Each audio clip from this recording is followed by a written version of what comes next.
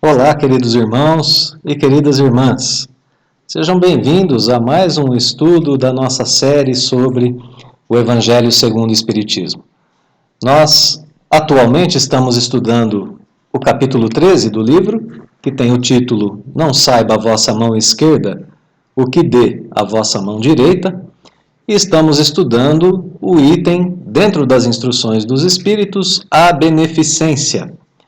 Estudaremos agora a quarta instrução desse item, a beneficência, que corresponde ao subitem 14 desse capítulo. Esse item é composto por 4 parágrafos com mais uma instrução do Espírito Carita em 1861. Em resumo, nós podemos dizer, em resumo desse item, que o Espírito Carita nos ensina através desse item, ou dessa instrução, o que é a caridade, citando suas principais características e efeitos, tanto em quem pratica quanto em quem recebe essas atitudes de caridade. O aspecto agora de continuidade do texto. A instrução anterior também é do Espírito Carita. Para aqueles que acompanham o nosso canal, sabem que anteriormente o Espírito Carita nos falou como se ela fosse a própria caridade, nos fez ter essa dupla interpretação do texto, se assim o quiséssemos, mas deixou um aspecto bem forte no texto, dizendo que, deixando a sua instrução como se fosse a própria caridade falando. Bem, estudamos então anteriormente que a caridade nos liga a Deus e provoca o nosso progresso espiritual. Identificamos em nós o que temos e o que precisamos para progredir nessa prática. Tudo isso um pouquinho atrás, no Evangelho, nesse capítulo, e logo na sequência com o Espírito Carita, na instrução anterior.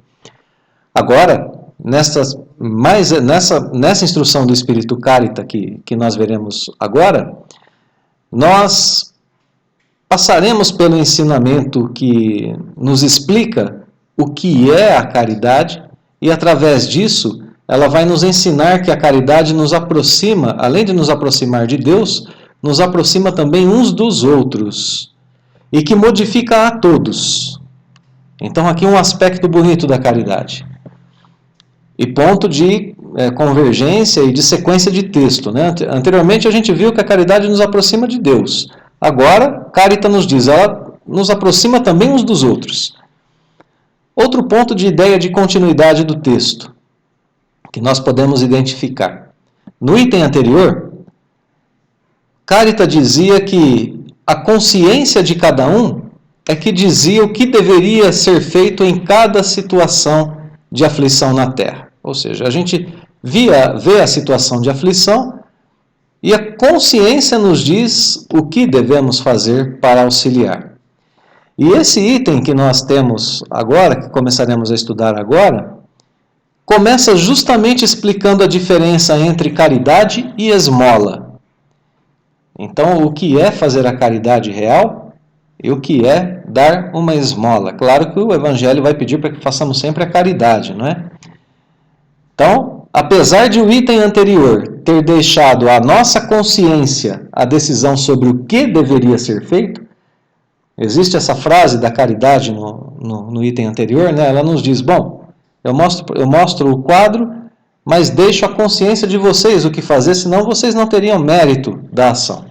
Apesar de termos essa frase lá, agora aqui a gente tem a diferença entre o que é esmola e o que é a caridade real. É uma ajudinha, não é? Para a nossa consciência, para a gente decidir bem a quantidade e a qualidade da ajuda que nós ofereceremos ao nosso próximo.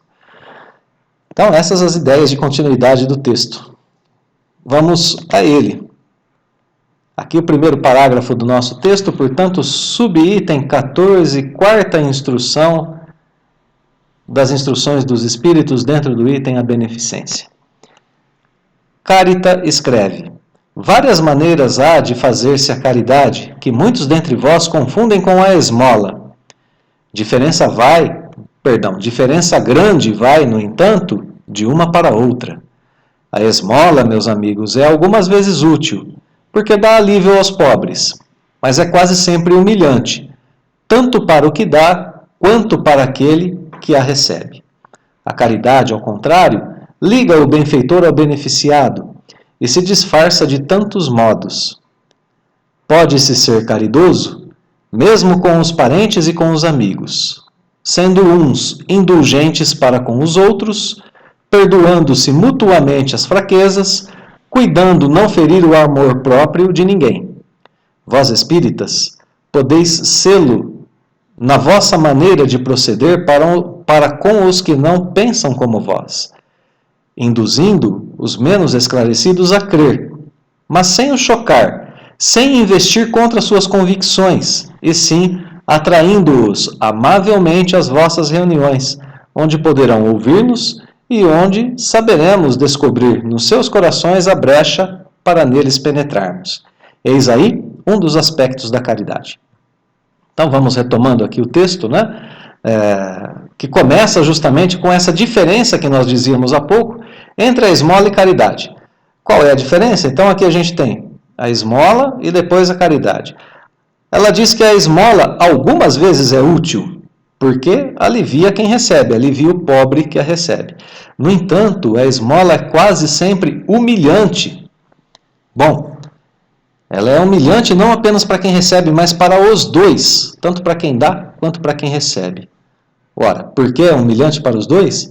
Porque quem dá uma esmola depois se envergonha diante da própria consciência, às vezes pelo modo que deu. Muitas vezes a gente dá uma esmola e dá porque quer que a pessoa se afaste de nós rapidamente, né? A gente dá logo uma esmolinha ali para a pessoa ir embora. A gente não quer ver o sofrimento, não quer ter essa proximidade, né? A gente quer distância do sofrimento alheio. Isso nos envergonha depois. Então, ela envergonha quem dá pelo modo que dá, pela quantidade que deu, e essa pessoa fica então envergonhada, pois sabe que significa muito pouco diante do sofrimento do outro, aquele tanto que ela deu e o modo como ela deu. Por isso envergonha quem dá. Para quem recebe, né, é desnecessário a gente comentar por que a esmola é humilhante. Basta nos colocarmos no lugar de quem pede ajuda e recebe migalhas, de quem está com fome e recebe algumas migalhas, de quem precisa de auxílio financeiro e recebe míseras moedas, de quem está nessa situação de pedir ajuda ao outro e ser por ele desprezado. Então, ou quase desprezado, né? Ter recebido a esmola como um meio de se afastar. Então, dispensa aqui maiores comentários, os motivos, né, do porquê que aquele que recebe é humilhado. Então, essas são características da esmola. Agora, a caridade é justamente o contrário disso. A caridade une, ela liga o benfeitor ao beneficiado. Por que ela une? Porque o benfeitor está percebendo o sofrimento real daquela pessoa e está procurando amenizar de verdade aquele sofrimento. Está de fato em situação de empatia, né? De sentir o que o outro sente e de estar ali enternecido com aquela situação e de procurar resolver a situação. A caridade une as pessoas através de várias formas que estão sendo citadas aqui, né? Ela se disfarça de muitos modos. Por que ela se disfarça? Porque aquele que recebe a caridade não sabe que está recebendo caridade. Ou até sabe. Mas a caridade é tão benevolente, ela é tão simpática, ela é tão útil, ela é tão prestativa. Ela está nessa questão do serviço que nós já estudamos no Evangelho em itens anteriores. Ela está tão presente nessa questão de prestar um serviço que a outra pessoa pensa que não está recebendo a caridade. Então essa é uma característica belíssima dela, né? Pode ser caridoso não apenas com os pobres. Quais são os modos, né, da caridade se apresentar? Quando a gente é indulgente, por exemplo, com um amigo, com um parente. Quando a gente perdoa as pessoas e quando a gente é perdoado. Então, indulgência, perdão, permitem viver em harmonia com as imperfeições uns dos outros. Por isso é a caridade disfarçada. Por isso une. São virtudes de simpatia e de inclusão. Essa palavra inclusão tão presente nos nossos dias de hoje, né? Através da caridade a gente tem esse efeito na nossa sociedade, inclusão. Com as imperfeições, com as diferenças, com a harmonia, imperfeições, com tudo que os outros, as diferenças entre os homens, né, imperfeições, vícios, provocando a harmonia entre as pessoas e incluindo. A gente passa a se suportar melhor, a gente passa a conviver melhor. Então, caridade, simpatia e inclusão. E por fim, um outro meio de caridade Ela começa o texto dizendo, né? Há muitas maneiras de fazer caridade. Então, caridade com os necessitados, excluindo a ideia de esmola, né? Sentindo essa aproximação com o necessitado, caridade com as pessoas que precisam de indulgência e de perdão, e caridade com aqueles que talvez não creem em Deus. Vós espíritas, aqui o recado agora é para nós, né? Espíritas dentro da nossa área de atuação espírita, dentro do espiritismo. Como que a gente é caridoso para com os outros? Para com aqueles que não são espíritas? Induzindo os menos esclarecidos a crer, pessoas que não creem, né? Levando essas pessoas a crer. Mas como se é caridoso nesse sentido? Não é impondo as nossas ideias, não é chocando com as nossas atitudes, não. Não investimos contra as suas convicções, não falamos contra as suas religiões, não é assim que nós fazemos. Nós atraímos essas pessoas amavelmente, talvez às nossas reuniões espíritas, ao nosso modo de viver espírita, essa inclusão é minha, né, aqui no texto, elas veem como nós vivemos, como nos comportamos diante da dor, das aflições, da morte e assim por diante, e são amavelmente atraídas. Mas se forem às nossas reuniões, poderão ouvir-nos quem, hein? Ouvir os espíritos, como Carita, por exemplo, os nossos mentores que estão em nossas reuniões, porque eles descobrirão nos corações dessas pessoas a brecha para penetrar nesses corações e para colocá-los no caminho da verdade, para esclarecê-los, para fazê-los crer. Então nós temos, dentro do próprio Espiritismo, um modo de fazer caridade, apresentando a doutrina a essas pessoas com muito cuidado, sem arrogância, de uma forma que essas pessoas entendam que o Espiritismo pode ajudá-las, não ferindo as suas convicções. Então esse primeiro parágrafo distingue a esmola da caridade, mostra características da caridade e pede a que o espírita repasse esses ensinamentos libertadores com amor e respeito ao seu próximo, se aproximando dele, né? Causando relações de amizade, de simpatia. Nós vamos agora ao segundo parágrafo, que é bem curtinho, né? Escutai agora o que é caridade para com os pobres, os deserdados desse mundo, mas recompensados de Deus se aceitam sem queixumes as suas misérias. O que de vós depende, far-me-ei compreender por um exemplo. Então, um parágrafo bem simples de preparação, né, para que a gente preste atenção ao exemplo que definirá a caridade. Ela vai dizer para a gente o que é a caridade para com os pobres e os deserdados desse mundo. No entanto, ela faz uma ressalva, né? São pobres e deserdados aqui na terra, mas serão recompensados por Deus se não se queixarem de suas misérias. No entanto, nos cabe a questão da caridade, né? Eles estão nessa situação aqui na terra. E um dos motivos que eles estão nessa situação é despertar a caridade em nós, na perfeita comunhão que Deus coloca para as relações sociais entre os homens, né? Todos progridem através das situações uns dos outros. Por isso que é preciso aproximação, para que a gente possa fazer a nossa parte, aliviá-los, socorrê-los na medida do possível, progredimos e aliviamos o sofrimento alheio. Então vamos ao terceiro parágrafo agora, que começa a explicação da caridade para com os pobres. Essa é só a primeira parte desse terceiro parágrafo, nós dividimos em duas partes, né? Para caber aqui pelo tamanho do próprio slide, né? Então continua no próximo slide. Vejo várias vezes, cada semana, uma reunião de senhoras, havendo-as de todas as idades. Para nós, como sabeis, são todas irmãs. Que fazem? Trabalham depressa, muito depressa, têm ágeis os dedos. Vede como trazem alegres os semblantes e como lhes batem em uníssono os corações. Mas com que fim trabalham? É que vem aproximar-se o inverno, que será rude para os lares pobres. As formigas não puderam juntar, durante o estio, as provisões necessárias e a maior parte de suas utilidades está empenhada. As pobres mães se inquietam e choram, pensando nos filhinhos que, durante a estação invernosa, sentirão frio e fome. Tende paciência, infortunadas mulheres.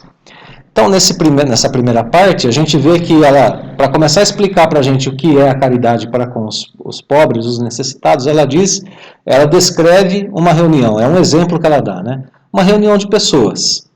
A caridade une também quem trabalha na caridade. Não é uma pessoa apenas aqui fazendo a caridade, é uma reunião de pessoas caridosas, unindo-se, tem os corações em uníssono, os corações batem juntos, são movidos, seu emocional é movido pelo mesmo sentimento, o sentimento de auxílio ao próximo. Né? Bom, mas elas são alegres, têm alegria nos rostos, nos semblantes, alegria e caridade andam juntas, isso é caridade. Né? Por que fazem a caridade? Percebem que as formigas, as pessoas, né, não juntaram durante o estio as provisões necessárias. Referindo-se àquela historinha conhecida, né, das crianças, que é narrada a crianças, né, que as formigas passam o estio trabalhando para guardar alimento, enquanto a cigarra canta. Né? Chega o inverno, a cigarra não tem, a formiga tem.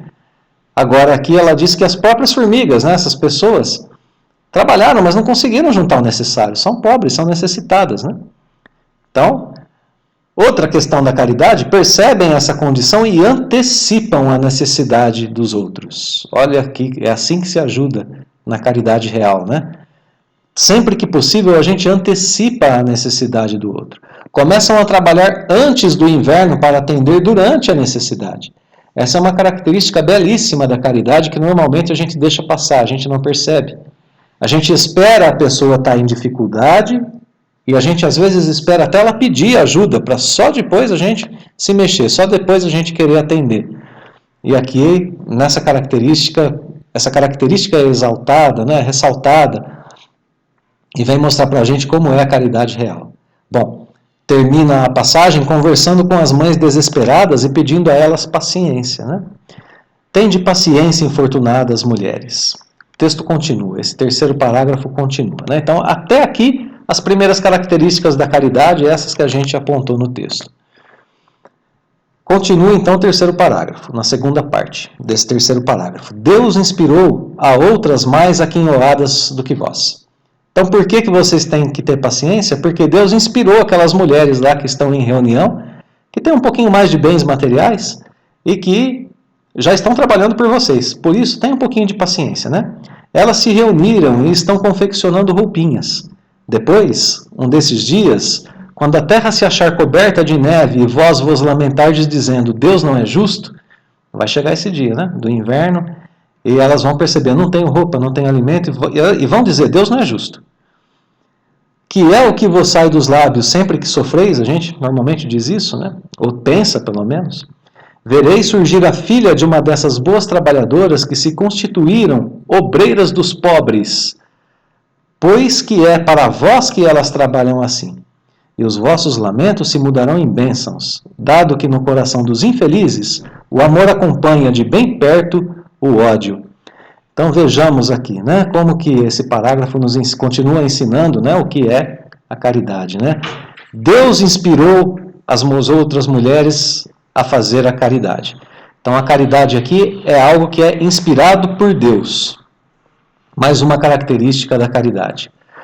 Outra característica, o caridoso é obreiro dos pobres, ele é servidor dos necessitados.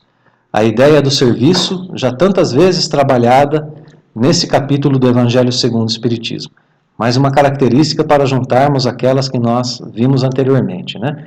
Caridade é inspirada por Deus, o caridoso é obreiro, é servidor dos pobres. Logo depois disso tudo, ou concomitante, né, junto com isso tudo, a gente tem os efeitos da caridade em quem a recebe agora. Transforma lamentos em bênçãos. A pessoa lamentava, reclamando contra Deus, transforma esses lamentos em bênçãos. Lamentos se mudarão em bênçãos. Transforma o ódio em amor. Isso em quem recebe a caridade. Pois, claro que o coração que está aflito tende a reclamar, tende a se revoltar contra as suas aflições. E quando recebe a benesse de um irmão enviado por Deus, aí muda tudo. Aí tudo se transforma. aí a vida começa a ter aspectos bem diferentes do que aqueles aspectos que tinham antes, né? Tudo muda. O efeito transformador da caridade em quem recebe, né? Transforma lamentos em bênçãos, ódio em amor. Então esse parágrafo, fechando, né, o parágrafo agora, traz as características da caridade. Trabalho alegre, trabalho em união, trabalho inspirado por Deus, trabalho que antecipa a necessidade do outro sempre que possível, características da caridade. E traz também os efeitos que ela causa em quem a recebe. Esse efeito de mudança de leitura da vida, né? Bela instrução. Quarto e último parágrafo da instrução do Espírito Carita. Como essas trabalhadores precisam de encorajamento, vejo chegarem-lhe de todos os lados as comunicações dos bons espíritos. Ainda assim é hoje, né? A gente tem espíritos como Emmanuel, através de Divaldo, de Chico Xavier, André Luiz e assim por diante, que nos trazem comunicações, os próprios espíritos que contribuíram com o Evangelho segundo o Espiritismo, a própria Carita, né? Nos trazendo essas mensagens por textos, por médiuns ou pelas nossas intuições, pelos sentimentos que temos quando praticamos a caridade. Os homens que fazem parte dessa sociedade lhes trazem também seu concurso, fazendo-lhes uma dessas leituras que agradam tanto. Olha que beleza, né? E nós, para recompensarmos o zelo de todos e de cada um em particular, prometemos às laboriosas obreiras boa clientela, que lhes pagará à vista, em bênçãos, única moeda que tem curso no céu, garantindo-lhes, além disso, sem receio de errar, que essa moeda não lhes fará falta. Um encerramento maravilhoso do Espírito Carita, né? Se os Espíritos nos encorajam, nós podemos fazer o mesmo, podemos levar essas palavras, né? Fazemos parte dessa sociedade dupla, material e espiritual, e podemos também levar essas leituras às pessoas que estão em sofrimento, levar esses textos, levar essas mensagens, levar esses sentimentos, né, essas pessoas que sofrem. Bom, na sequência do texto, agora a gente tem algo belíssimo, né? E nós, espíritos como Carita, né, recompensamos o zelo de todos e de cada um em particular, tanto das reuniões quanto das pessoas. Prometemos a esses obreiros, né, aquelas obreiras, o pagamento à vista. Que pagamento é esse? Bênçãos. Né? Tanto da parte espiritual, que a gente sente através da alegria de servir, né, através da própria caridade, quanto das pessoas que mudam seus lamentos em bênçãos. Né? Lembremos, agora há pouco, os próprios beneficiados às vezes reconhecem, né? E nos abençoam. E essas bênçãos, diz Carita, é a moeda que tem curso no céu. Garante também Carita garante sem receio de errar, nem sem erro, que essa moeda não fará falta a esses trabalhadores. Então a gente percebe aqui nesse último parágrafo que somos amparados pelo plano espiritual quando fazemos a caridade. E que os nossos protegidos são amparados pelos dois, pelo plano espiritual e por nós. Afinal, quem é caridoso jamais é abandonado por Deus, é inspirado por Ele, não é? Escreve o Espírito Joana de Ângeles, inclusive, que aquele que é solidário jamais fica solitário. É uma bela frase para a gente pensar a respeito. Além disso, pensemos um pouco. Se o parágrafo anterior falava a respeito dos efeitos da caridade em quem recebe, esse último parágrafo fala dos efeitos da caridade em quem pratica. Essas pessoas recebem bênçãos que chegarão de suas atendidas e do plano espiritual. Receberão essa moeda, que é a bênção, que tem valor no céu, a única moeda que tem valor no céu. Esse é o efeito para nós. A alegria de praticar a caridade e esse pagamento que vem tanto do plano espiritual quanto do plano material. Então esse parágrafo termina o texto explicando o auxílio e a bênção que recebe também quem é caridoso. As benesses que recebe aquele que trabalha assim, aquele que trabalha nessa seara. Vamos concluir o nosso texto, o nosso estudo de hoje, dizendo que esse ensino dos bons espíritos nos traz os bons princípios e os objetivos da nossa vida.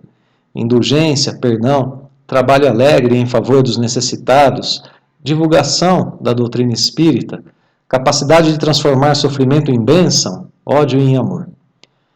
E assim, reconhecer-se, quem sabe amanhã, como um rico no reino dos céus. É a nossa vida espiritual que é a mais importante. Eis a caridade que é ensinada pelo Espírito Carita. Esse é o modo de praticá-la, essa diferença entre ela e a esmola. Enriquecimento espiritual de todos nós. Queridos irmãos e irmãs, obrigado pela companhia nos estudos, por nos acompanhar aqui em nosso humilde canal, pelos corações voluntariosos em aprendizado e prática do Evangelho segundo o Espiritismo. Como sempre, deixamos os votos de que Deus nos abençoe sempre e que nós possamos seguir em nossa jornada. Continue conosco nos nossos estudos e até o nosso próximo encontro.